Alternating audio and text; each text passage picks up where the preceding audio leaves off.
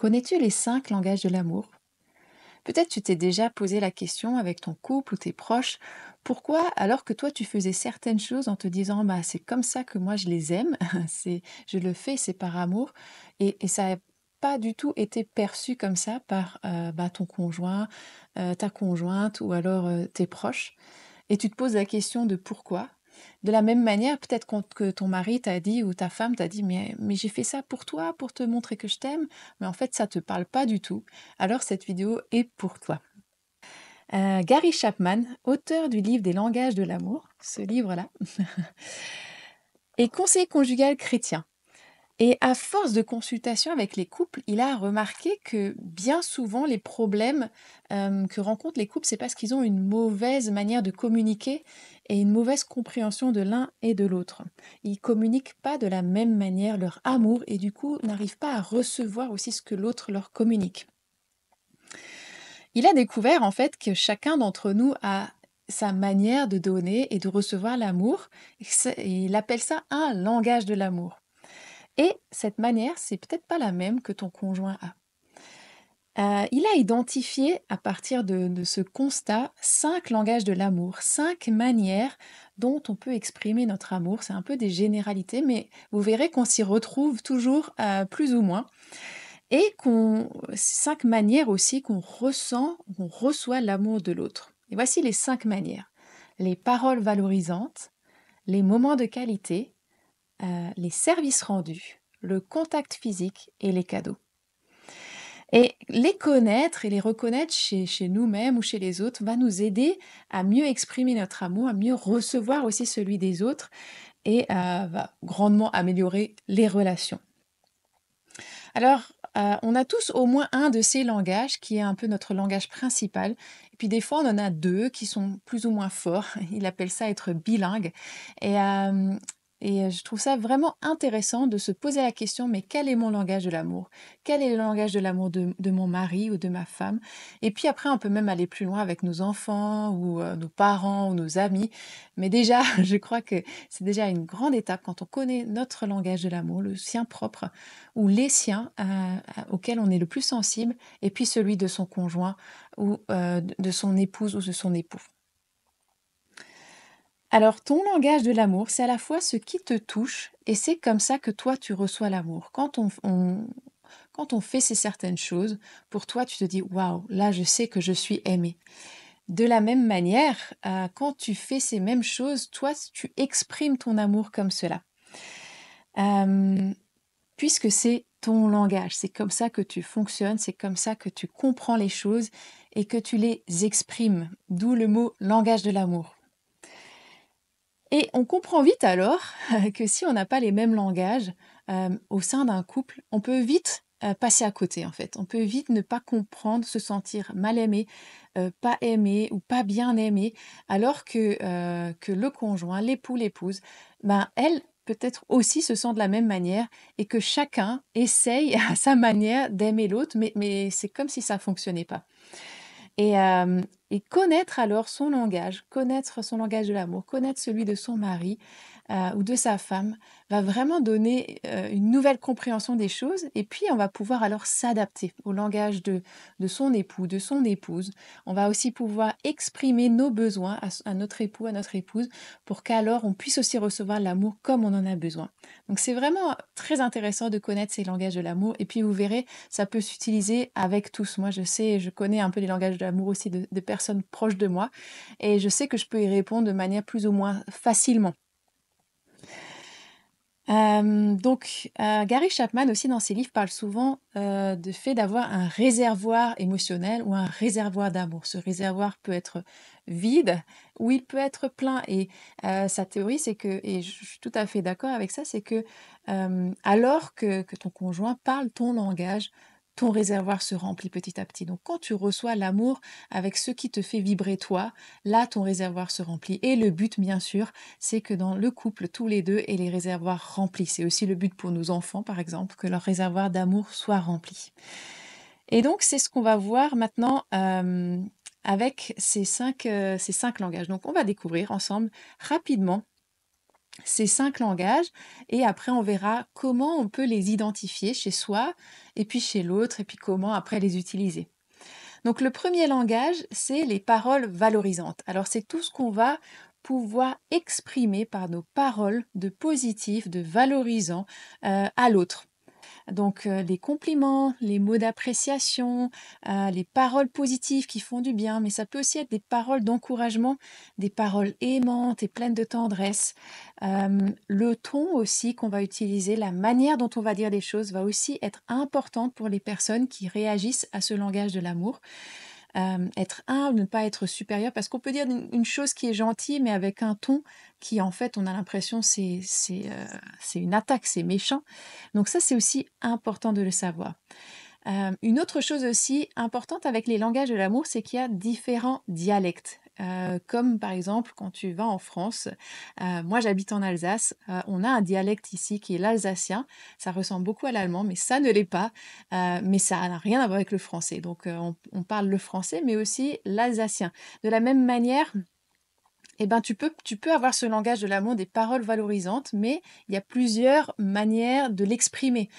Par exemple, voilà, comme je vous disais, ça peut être par les compliments, et puis pour d'autres, ça va plus être encore les paroles d'encouragement. Donc c'est aussi bon de savoir quel est à la fois ton langage, mais aussi ton dialecte, ce qui te touche personnellement. Alors quelques exemples de paroles valorisantes, ça peut être des compliments: «Ah, je trouve que tu es vraiment trop beau avec cette chemise», ou «Ta nouvelle coupe de cheveux te va bien», ou alors, vraiment des paroles d'encouragement: «Ah ben, quand tu fais ça, je trouve que tu t'en sors vraiment bien», ou, «Ah, je suis fière de toi», hem, «J'aime vraiment beaucoup comment tu gères cette situation». Enfin voilà, vous voyez le type de paroles, où on dit du bien de l'autre tout simplement. On le met en valeur, par ce qu'on dit, par la manière dont on le dit. Voilà, donc ça c'est le premier langage de l'amour, les paroles valorisantes. Le deuxième langage de l'amour, c'est les moments de qualité. Alors ici, on ne parle pas juste de passer du temps ensemble. C'est pas juste on regarde un truc à la télé ensemble ou on mange ensemble ou quoi, mais c'est vraiment avoir toute l'attention de l'autre. Les personnes qui réagissent à ce langage de l'amour, à qui c'est le langage de l'amour, euh, pour savoir qu'on les aime, elles veulent toute l'attention, mais pendant un petit temps.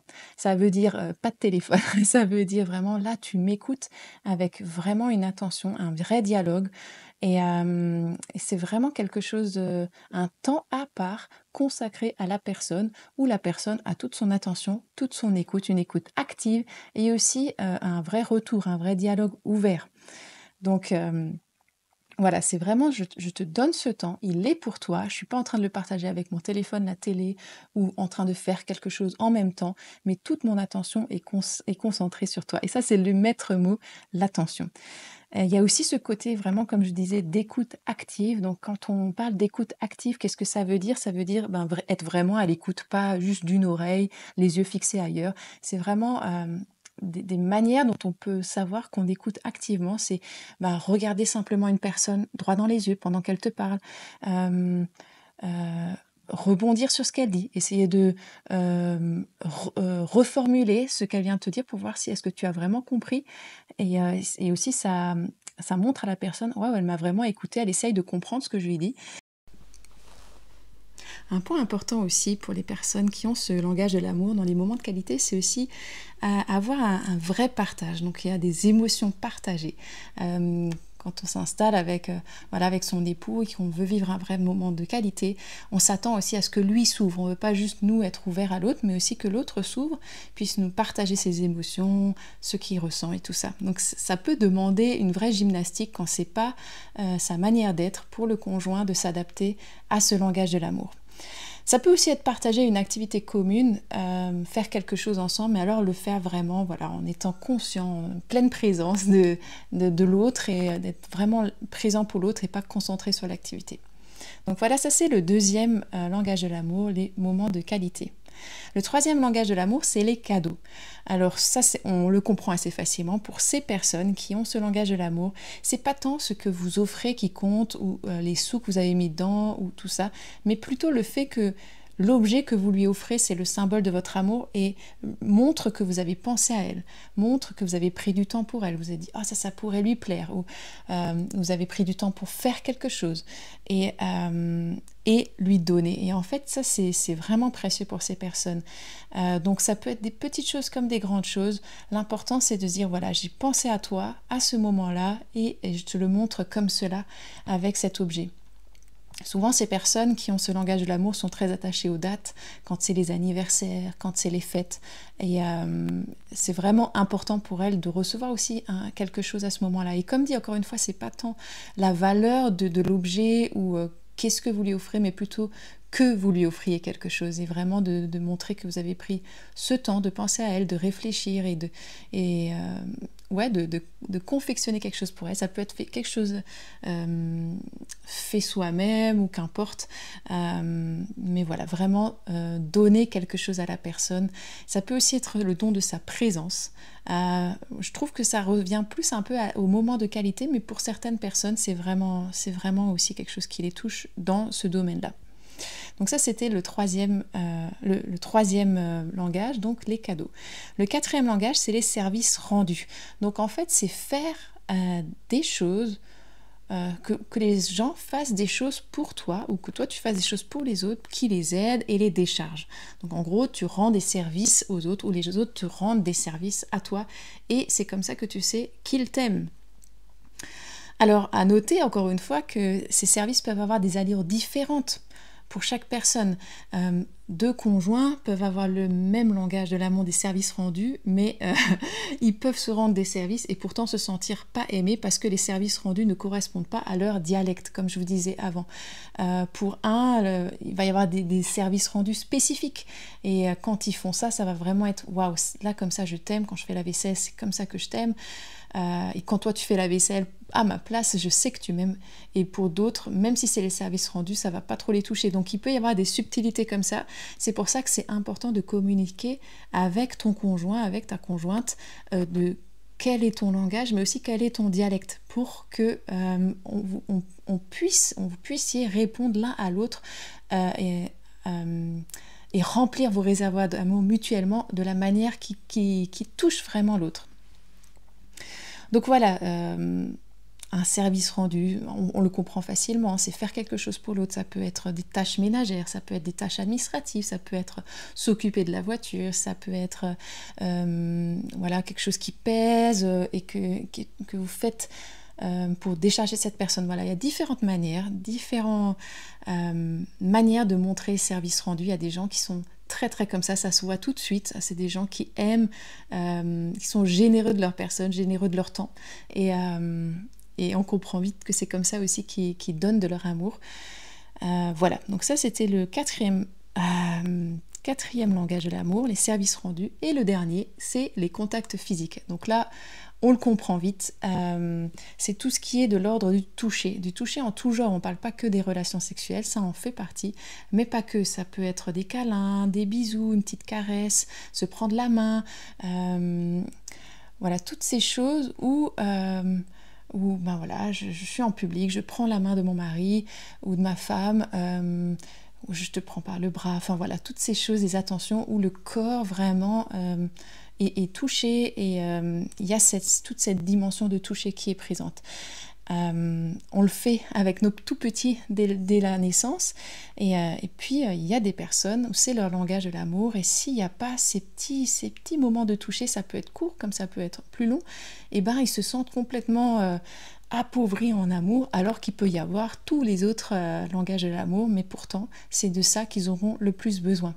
Donc c'est important de savoir où on en est dans ces langages de l'amour. Quel est le tien? Quel est celui de ton époux? On parle principalement ici de couple, mais on sait que ça peut aussi s'adapter avec nos enfants, avec d'autres personnes proches de nous. Mais c'est déjà bien de connaître le sien issu de son époux. Et puis comment le mettre en place? Donc voici la prochaine question, du coup, maintenant qu'on a vu tous ces langages, comment savoir lequel est le tien? Alors peut-être, alors que j'étais en train de vous les décrire, il y en a déjà certains qui se disent: «Ah waouh, ça c'est plutôt comme ça que moi je réagis. Ah ouais, ça c'est vraiment chez moi, là je m'y reconnais, là pas du tout». C'est bien. Et pour d'autres qui ont du mal au corps ou qui voudraient confirmation, voici quelques manières pour découvrir quel est votre langage de l'amour. Donc les questions en fait à se poser, c'est qu'est-ce qui te fait sentir aimé par ton conjoint, par ton époux ou ton épouse? Qu'est-ce que tu désires le plus de lui? Et des fois aussi, tu vas le percevoir par ce qui te manque, ce qui te blesse. Donc voici un peu les trois questions que je vais vous poser, que vous pouvez vous poser pour savoir. Donc la première, ce serait, ouais, qu'est-ce qui me manque, qu'est-ce qui me blesse quand mon conjoint ne le fait pas? Et vous pouvez l'identifier avec des choses que vous vous dites ou vous dites à d'autres des fois, en disant par exemple, ah, si seulement il pouvait me consacrer plus de temps, si je voudrais juste qu'il m'écoute et me parle. Donc là, on comprend, ah, c'est peut-être les moments de qualité que tu recherches. J'aimerais qu'il pense à mon anniversaire, qu'il n'oublie pas encore une fois cette année, notre anniversaire de mariage ou quoi. Là, on peut comprendre que c'est le langage des cadeaux.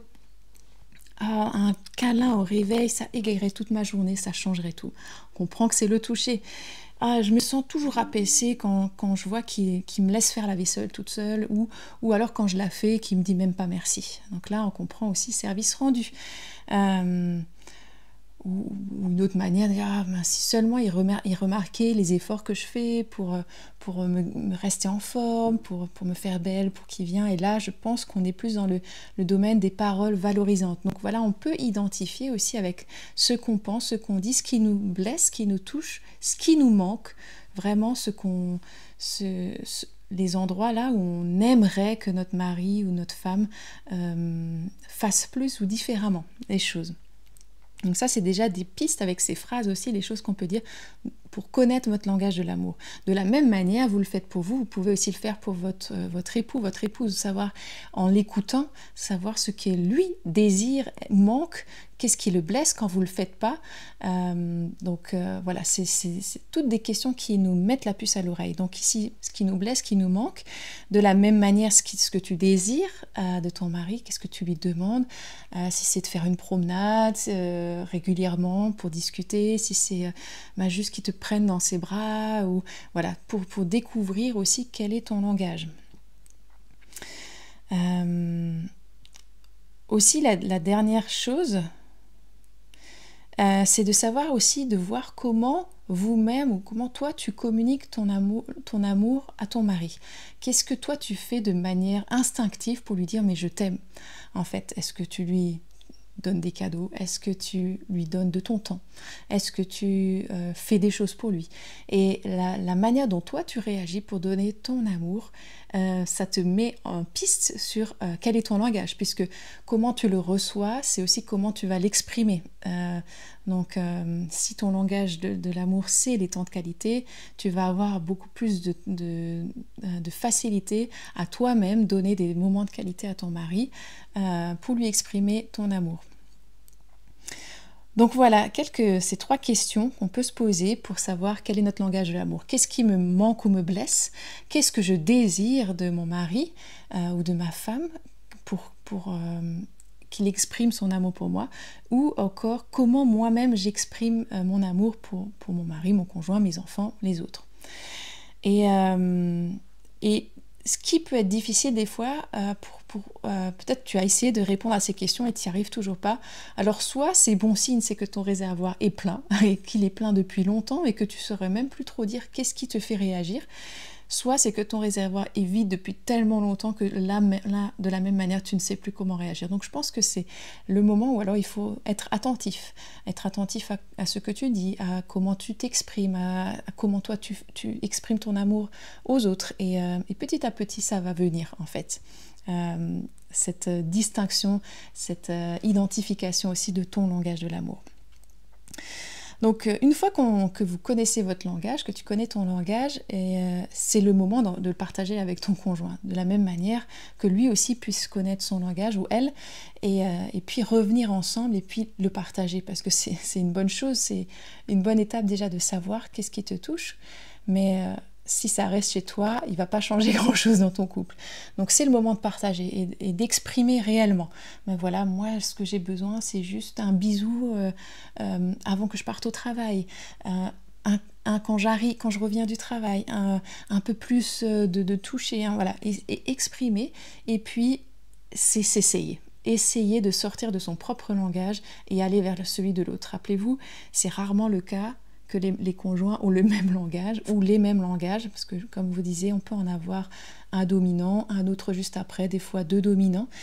Et voilà, donc ça va être un travail aussi et une preuve d'amour aussi de se dire ok, là je sors de ma zone de confort, c'est pas comme ça que moi je réagis, c'est pas comme ça que moi je parle, j'apprends une nouvelle langue tout simplement, mais je l'apprends par amour et je veux le faire pour te montrer combien je t'aime. Donc là après ça va être un vrai travail de le faire pour l'autre et ça c'est pas toujours facile, mais les fruits vont être là. Vous allez voir aussi comment les uns les autres comment vous allez réagir dans le couple. Aussi vous-même vous allez tu vas te sentir plus aimé, ton conjoint aussi, et ça va vraiment changer la dynamique. S'il y a un réel désir de vouloir aimer l'autre avec ce dont il a besoin et prêt à faire l'effort, il va vraiment se passer des choses. Gary Chapman du coup a pu tester sa théorie hein, sur un paquet de couples et il y a vraiment eu des fruits. D'ailleurs son livre c'est un best-seller, si vous ne l'avez pas lu, je vous conseille vraiment de le lire encore pour approfondir. Hein. Moi j'ai survolé, il y a tellement de choses à découvrir. Et donc voilà, c'est vraiment, je pense, un outil fort pour pouvoir mieux se comprendre dans le couple, pour pouvoir aussi dépasser les incompréhensions qu'on peut avoir l'un envers l'autre et pour mieux s'aimer tout simplement.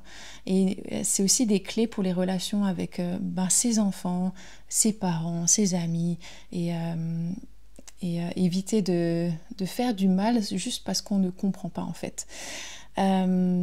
Juste une dernière parenthèse, est-ce que ça s'adapte aussi avec les enfants? Alors oui, bien sûr aussi. Vous pouvez déjà discerner des grosses tendances en fait chez votre enfant. Plus il grandira, plus vous verrez le ou les langages qu'il a le plus développé. Mais ça reste aussi encore en construction, donc ça peut évoluer. C'est encore un être qui se construit, qui se découvre. Donc voilà, c'est pas non plus marqué dans le marbre, mais on peut vraiment déjà commencer à discerner des choses chez les enfants, à prêter attention. Ben voilà, si je lui offre un cadeau, comment il réagit, ou si je lui offre rien, est-ce que ça lui fait rien. Mais si j'offre quelque chose à son frère et pas à lui, si c'est la misère, ben ouais, je peux peut-être commencer à me dire ah là il y a peut-être quelque chose avec ça, ou le toucher, les paroles valorisantes, les moments de qualité, voilà. Et après vous pourrez répondre aussi aux besoins de vos enfants spécifiquement, sachant que bah oui, chaque enfant est différent et lui aussi a des besoins différents, il a son propre réservoir d'amour à remplir. Et vous pouvez aussi observer comment votre enfant réagit avec vous, ou avec votre mari, votre femme, pour voir ou avec ses frères et sœurs, pour voir comment lui aussi donne l'amour. Enfin, c'est les mêmes questions qu'on peut se poser avec les enfants. Donc voilà, j'espère que cette vidéo vous aura plu, vous aura intéressé. J'espère aussi que ça vous donnera des idées, vous aidera à identifier votre langage de l'amour si vous avez jamais entendu ça, ou peut-être ça fait longtemps que vous avez entendu ça, vous avez oublié. C'est peut-être le moment de se replonger là-dedans et voilà, de dire aussi peut-être demander à Dieu, Seigneur, montre-moi quel est le langage de l'amour. C'est intéressant aussi de voir que Dieu, il a œuvré dans ces 5 langages. On peut le retrouver dans la vie de Jésus. Lui-même a donné des tant de qualités. Il a rendu des services. Il donne des cadeaux. Il s'est donné lui-même en cadeau pour nous. Il donne aussi des paroles de réconfort. Que Jésus, Dieu le fait. Le Saint-Esprit le fait. On le voit. Tous ces langages aussi, on les retrouve avec Dieu. Et je trouve ça beau en fait, qu'il nous aime aussi de la manière dont on a besoin et qu'on peut l'aimer aussi en retour avec notre langage spécifique et apprendre d'autres langages aussi avec lui. Donc voilà, dites-moi ce que vous en pensez en commentaire, si ça vous parle, si ça vous a aidé, si c'est quelque chose que vous découvrez, si vous voulez en savoir plus. Et puis à plus tard pour une autre vidéo.